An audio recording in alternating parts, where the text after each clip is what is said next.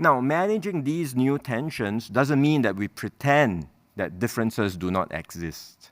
For example, France has tried to deal with the issue of race by banning the collection of race-based data.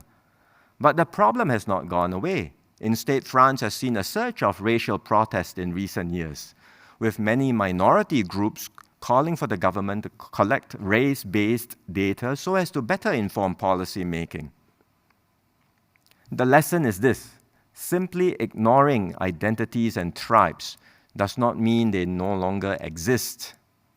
Instead, as a starting point, we must recognize that the pool of identity politics arises from the real differences in lived realities. Different segments of our population will have their own real and valid concerns and anxieties. For example, women continue to bear a disproportionate share of housework and receive less recognition at work compared to their male counterparts. Another example, people with disabilities are not able to participate as fully in society as they would like to. And yet another more contested example, LGBTQ persons feeling that society does not accept them or even recognize them as different. These are important concerns.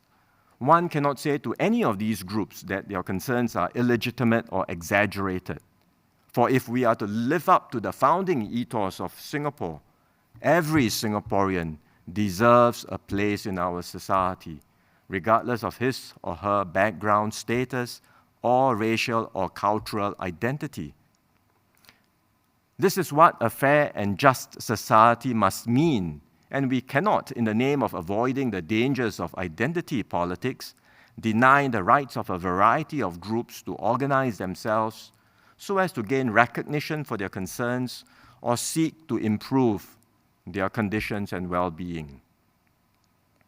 The challenge is to acknowledge and do our best to address the legitimate concerns of every tribe without allowing our politics to be based exclusively on identities or tribal allegiances.